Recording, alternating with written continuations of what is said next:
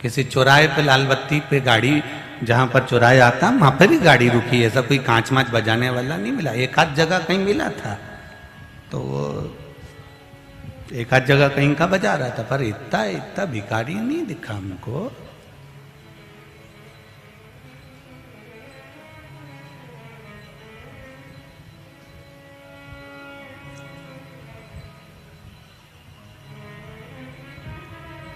एक आप और एक भिखारी, दोनों में समझना, भिखारी 10 जगह से मांग कर लाता है,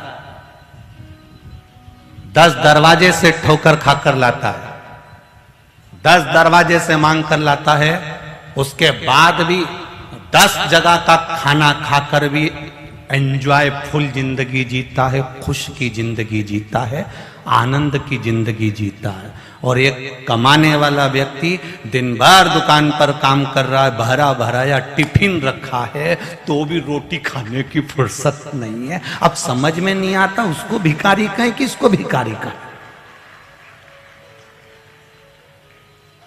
वो 10 जगह से मांग कर लाया है, उसके बाद भी अपने शरीर का ध्यान रख रहा है कि मुझे खाना है, भरपेट खाना है।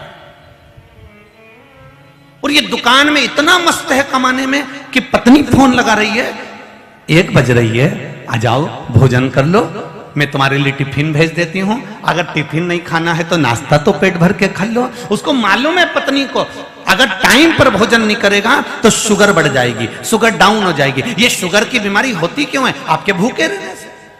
समय पर भोजन नहीं करते तो बीपी शुगर तो होगा ही। आप समय पर भोजन करना प्रारंभ कर दो, बीपी और शुगर दोनों लेवल पर रहना चालू कर देंगे। डॉक्टर भी कहता क्यों भूखे रहते हो, क्या कितनी बजे भोजन करते हो, खाना टाइम पे नहीं खाते हो, इसलिए तुम्हारी ये बीमारी बढ़ती जा रही है, इसलिए तुम्हारी शुगर बढ़ती जा रही है, इसलिए तुम्हारी शुगर लो होती जा रही है, इसलिए तुम्हारे यहाँ बीपी गड़बड़ कर रहा है। कारण क्या है? वो डॉक्टर बोलेगा कि टाइम पर तो भोजन करो रे, कमाओ, टिफिन तुम्हारे होटल में रखा है, टिफिन तुम्हारी दुकान पर रखा है, टिफिन तुम्हारे घर पर रखा है, तुम कम से कम समय पर तो खाओ। भिखारी भी 10 जगह से मांग कर पेट भरता है और एंजॉय की जिंदगी जीता है, और एक हम कमाने में इतने आतुर रहते हैं कि समय पर रोटी तक नहीं खा पाते हैं। खाने बैठे उतनी देर में फिर ग्राहक आ गया, रोटी का डब्बा छोड़ा, फिर कमाने चल दिए। कमाओ, जी और जान से कमाओ, जितनी तुम्हारी कैपेसिटी उससे 4 गुना ज्यादा कमाओ। कमाने की मना नहीं करेंगे, पर उसके साथ में ये भगवान ने जो शरीर दिया है इसका भी तो ध्यान रखो कि परमात्मा ने ये शरीर सही रहेगा तो ही तो आगे कमा पाओगे। हम कभी ये नहीं कहते कि तुम कथा में जाकर बैठ जाओ, कि तुम कहीं संत बन जाओ, कि साधु बन जाओ, कि सन्यासी बन जाओ, कि तपस्वी बन जाओ, कि तुम कहीं महात्मा बन के बैठ जाओ। और हम बोल भी देंगे तो तुम कितना महात्मा बन रहे हो रे, तो फालतू की बात हम करें काय को कि तुम साधु बन जाओ, ने सन्यासी बन जाओ, ने जोगी बन जाओ, ने तपस्वी बन जाओ। कुछ मत बनो, तुम तो जैसे हो वही बने रहो, पर निवेदन है कि शरीर का सदुपयोग करो जो भगवान ने दिया अनमोल। 83,99,999 योनियां काटने के बाद ये मनुष्य की देह मिली है 84 लाखवें नंबर की, और 84 लाखवें नंबर की इस योनि को हम यूं ही गंवा दें तो फिर बेकार। हम कमाने की मना नहीं करते, खूब कमाना, दिल से कमाना, शरीर की कैपेसिटी के अनुसार कमाओ, तुमसे जितना बने उतना कमाओ, खूब कमाओ, पर साथ में अपने परिवार के साथ, अपने कुल के साथ में, अपनी पत्नी, बच्चे, माता पिता, बहन भाई सबके साथ बैठकर कम से कम हफ्ते में 2 दिन ऐसा बना लो, या हफ्ते में 1 दिन ऐसा बना लो कि मैं पूरे परिवार के साथ घर में एक साथ बैठकर भोजन करेंगे तो कम से कम सबका मन अच्छा रहेगा, सबसे मिलना जुलना होगा, सबका स्नेह बन, सबसे मिलने का मौका मिल जाता, स्नेह बन जाता।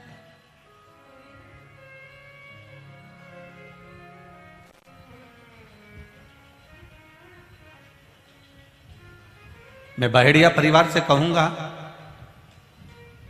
बहेड़िया जी हम लोग कथा करने के लिए परली बैजनाथ सोमानी जी के यहाँ गए थे। यहाँ सूरत वाले सोमानी जी भी बैठे हैं, उनको भी स्मरण होगा। हम परली बैजनाथ गए थे कथा सुनने के लिए। तो कथा करने के लिए जब परली बैजनाथ गए,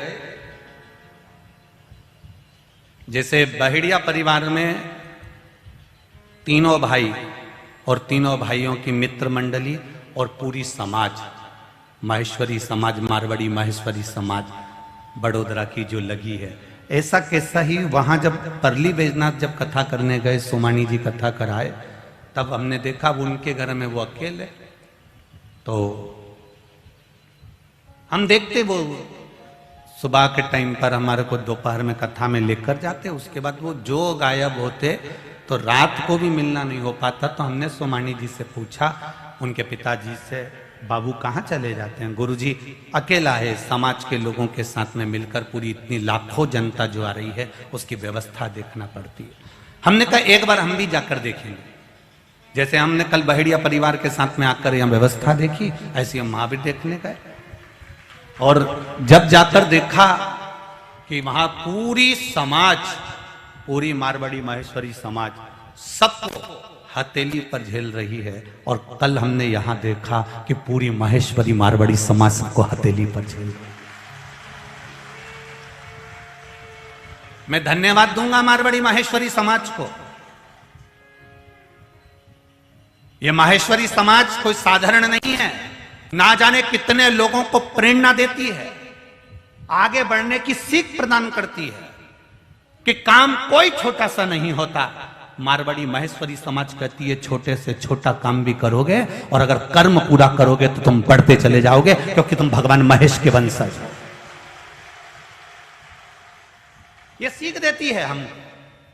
कल बहुत अच्छा लगा, बहेड़िया परिवार के साथ हम यहाँ आए और हमने देखा संपूर्ण सब माहेश्वरी बंधु और ना जाने कितने कितने भाई बहन सब लगे हुए हैं आनंद के साथ में, और कई कई संस्थाएं भी लगी है। एक कोई बहनों की संस्था भी यहाँ पर लगी है, कोई चाय बना रही, कोई कॉफी बना रही, कोई कुछ बना रही, कोई कुछ। देखकर प्रसन्नता, उसको देखकर एक आनंद की अनुभूति हुई। कोई सखी मंडल वगैरह है बना रही। कितना कितना प्रेम।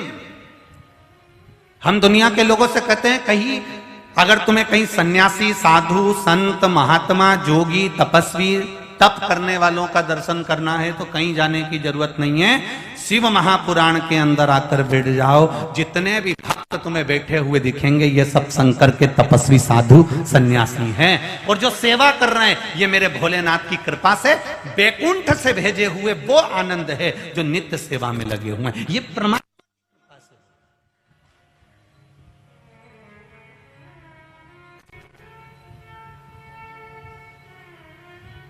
ये सीखना चाहिए।